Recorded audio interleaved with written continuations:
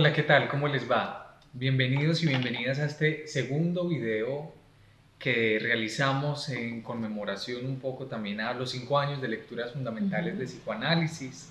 Desde el video pasado, Ana, nos habías dejado un poco provocados con una premisa que titulas El segundo tsunami, dos claves lacanianas de lectura y el encuentro con la lengua de Lacan. Uno ve eso y dice, bueno, ahí hay varias cosas, tienen que ver varias cosas. Sí. Bueno, empecemos. ¿Cuál fue, digamos, el primer episodio? Ajá, sí.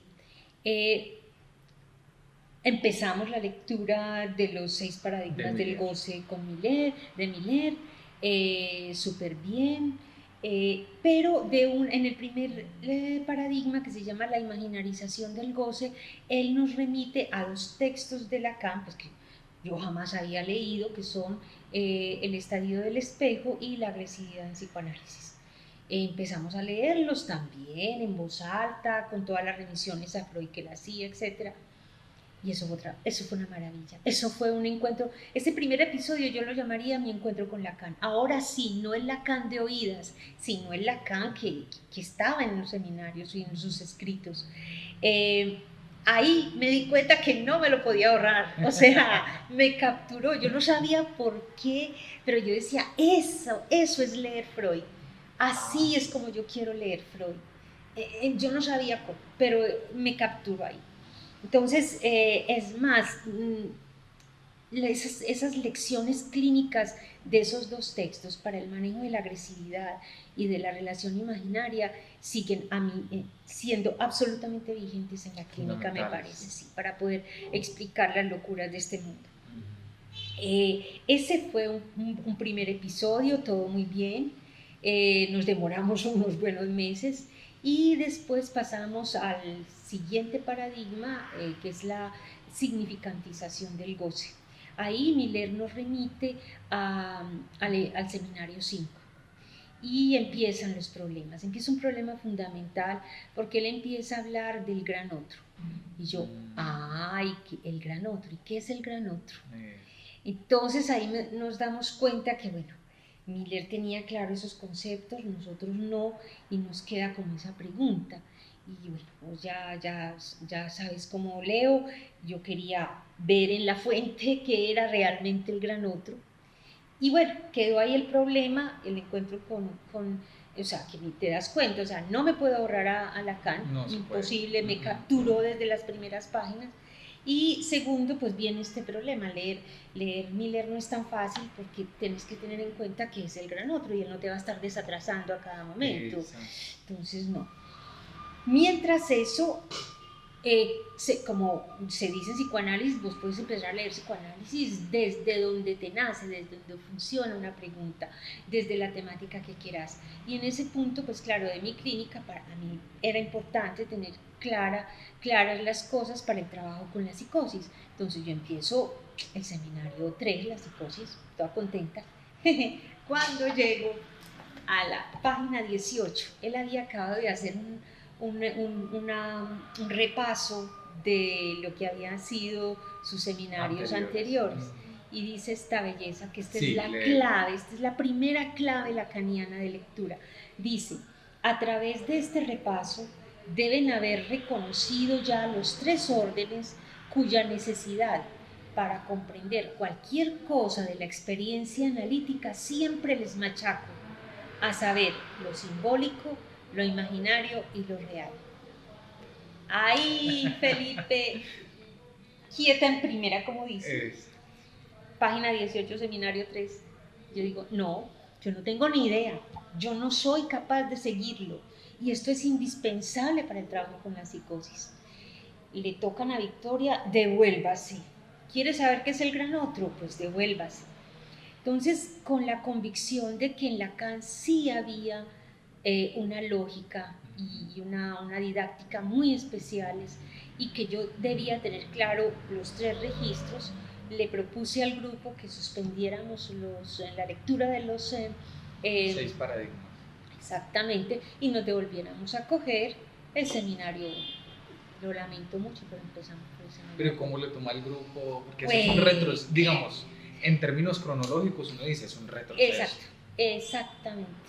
Pero para esa época yo ya había conocido otra segunda clave de lectura de Lacan, muy ¿Cuál? bella, que es su texto de 1945, El tiempo lógico y el acerto de certitud anticipada. Ese tiempo lógico me enseñó, por un lado, retroactivamente pude comprender algunos textos de Freud que hablaban justamente del tiempo lógico, de ese saber esperar. Es como cuando vos, el tiempo lógico tiene una característica y es que no es un tiempo lineal, es un tiempo retroactivo, es decir, es un tiempo en el que el sujeto se da cuenta de algo, no porque no lo hubiera escuchado ni lo supiera, sino que no se había dado cuenta de su significación y de su sentido. Esa precu es como cuando te das cuenta de algo, después, ya entendí esto. ¿Te ha pasado, Felipe? Claro. A ver, ¿cómo Sí. contá? Y tiene que ver con la lectura. Hay cosas, Ana, que además, si uno no pasa por el análisis, no puede avanzar, no puede como entender en ese mismo momento, sino como bien decís, solo en aprecusa, con el tiempo, como teniendo presente todo eso que se precipita en el análisis, bueno, y en el propio camino de lectura. Es que no es nada fácil. Exacto. Ana, pero ¿cómo pensás y cómo nos puedes contar eso de la clave retroactiva? Ajá, pues Felipe, justamente ese es el segundo tsunami. Es un segundo tsunami silencioso. No fue como el primero que me sacudió. Este fue silencioso porque implicó un movimiento en mi análisis, un movimiento en mi perspectiva de las cosas, porque el tiempo lógico está constituido, de pronto recordás, y es algo que siempre tenemos en cuenta en nuestras lecturas. Cuando hacemos una primera lectura es instante de ver, se necesitará relecturas para el tiempo para comprender, y como vos decías, un tiempo a veces por el análisis cuando uno está interesado en el trabajo analítico. Y luego vendrá el momento de concluir. Entonces, esas modulaciones del tiempo lógico te revuelcan. ¿Por qué? Porque es que uno va a la carrera, uno quiere que las cosas sean ya listas. Entonces eso revolcó mi vida en relación con mis hijos, con mis alumnos. Pues uno llega a clase, saquen el cuaderno, aprendan esto, escriban esto, y uno quiere que sea ya, instantáneo. No, espérate, ellos estaban en las nubes, les dijiste que sacaras el cuaderno, espérate que llegue la hora. Es que Esperar, es que ese es el tiempo de la espera, lo que más nos cuesta. Y por eso es lo que va a encontrar quien se acerque a nuestro espacio. Va a encontrar entonces una lectura que está en la fuente, Freud y Lacan. Es una lectura que tiene que empezar por diferenciar enunciación y enunciado. Y es una lectura que además se hace en voz alta para diferenciar esas dos voces. Y es una lectura que además implica leer y releer, abrirle espacio a ese sujeto para que se reencuentre con la letra, la escuche, le resuene, pueda ir entendiendo cosas, y después en el momento vendrán la espera, la indudablemente. espera, Felipe, la espera. Entonces, contar con el tiempo lógico tuyo y con el tiempo lógico del otro, eso te cambia la perspectiva de vida por completo y la perspectiva de las cosas. Es muy bello porque en Habla los muros, Lacan decía que hay muchas definiciones que Lacan hace del psicoanálisis, pero esa me gustó mucho porque dice que el psicoanálisis es otra forma de situarnos frente al saber, y es esa, ¿sí? Es contar un poco con el tiempo lógico, con el que no sabemos todo, con el que toca el momento de concluir, de esperar. Que no es competencia. Exacto, o sea, yo ya no, ¿quién es el mejor lector? No, eso no funciona. Es que no se trata ni del mejor lector ni del mejor alumno, se trata del tiempo lógico de un sujeto para acercarse a un texto. Exactamente. Y que ese tiempo lógico me permite a mí pensar mi propio tiempo lógico. De esa manera puedo controlar la lectura. y la interlocución pasa a un punto más allá. Por eso te decía, eso es lo que pueden encontrar los que se interesen en el psicoanálisis en nuestro espacio. No es fácil, pero vale la pena porque el resultado es genial. O sea, cuando uno ve esos momentos de concluir del sujeto, cuando podemos concluir ciertas cosas, esas conclusiones son el acerto subjetivo, son propios del sujeto y ya él hace parte de su convicción y de su relación con el psicoanálisis. Entonces ese fue el segundo tsunami, el gran tsunami que hace que yo dé la vuelta. Y es eso lo que me enseña a leer el psicoanálisis. Por eso, no, usted no es la activa que maneja el texto. Usted tiene un tiempo lógico. Hay un sujeto de su inconsciente que le obliga a un tiempo lógico. Claro que sí. Ese es el gran tsunami. Así es. Ana, pero uno se pregunta, ya digamos sabemos por la experiencia y demás, pero uno cómo pasa por ahí sin darse cuenta.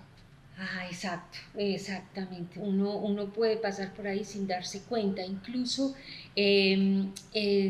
para esa época, en el 2006 justamente, que me doy cuenta que entonces nosotros no es que nos devolvamos en el tiempo, sino que era el tiempo lógico que teníamos nosotros en nuestra relación con el psicoanálisis y que debíamos empezar por el seminario 1. En esa época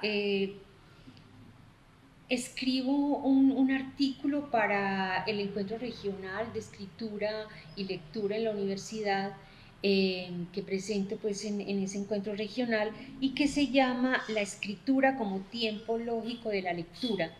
En ese punto entonces ahí presento esa manera, porque es que no es solamente, es algo que Lacan formuló, ¿sí? en el texto del tiempo lógico, pero que ya venía anunciada en los textos freudianos, en recordar, repetir y reelaborar, los 2 principios del funcionamiento psíquico, el blog maravilloso, la pizarra mágica.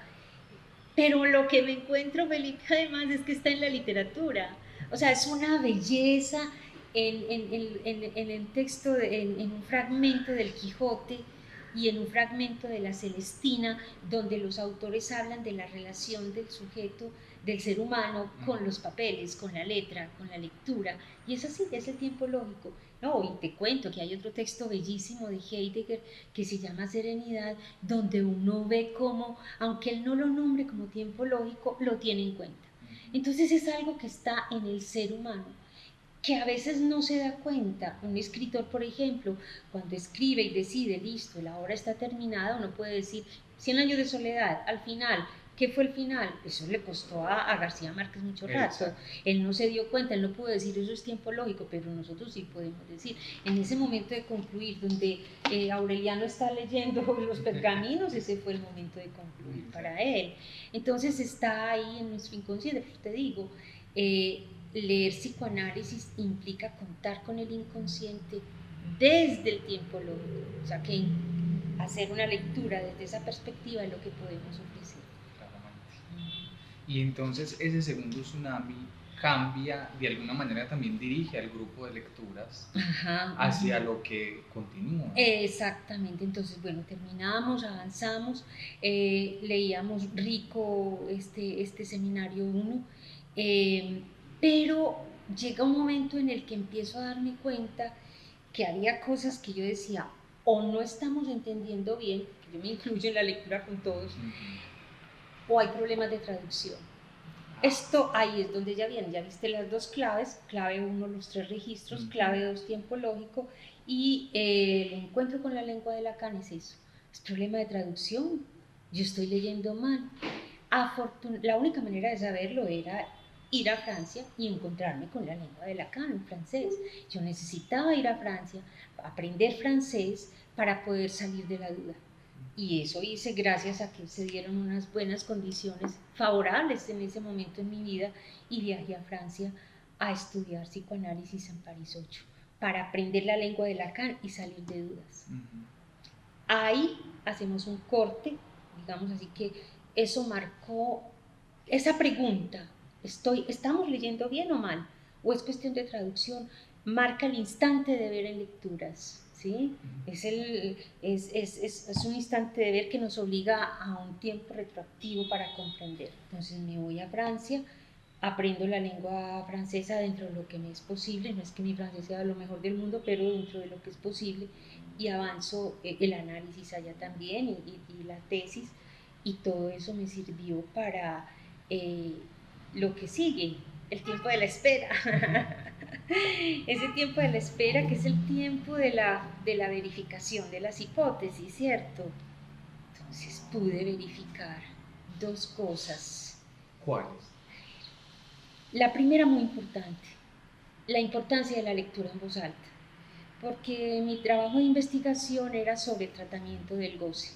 Y por donde yo lo cogiera, con los adultos, con los adolescentes, con los niños, lo que yo leía en Lacan, la orientación de Lacan, siempre llegaba al objeto, pequeño a, voz. Entonces yo dije, con razón la lectura en voz alta tiene estos efectos en mis alumnos, tiene esos efectos, porque Felipe, yo preparaba mis lecturas, eso era los sábados, yo preparaba el viernes en la tarde, y en mi casa sola, tomaba notas, hacía esquemas, pero cuando venía aquí y leíamos y se circulaba el texto, diferenciando enunciación de enunciado, eso era otra cosa, se nos devolvía otra cosa. Yo siempre llegaba a mi casa, no, esto no lo hubiera podido yo entender si no lo hubiéramos leído en voz alta, pero es eso.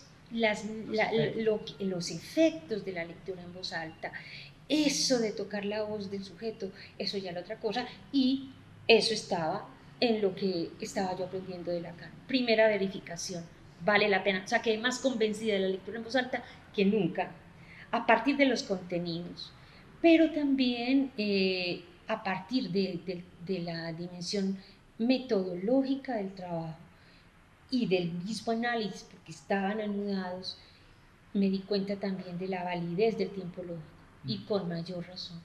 Así que sobre esas bases, después de 7 años de ese tiempo para comprender, ya era esa parte del tiempo para comprender, ya volví aquí a Colombia en 2018.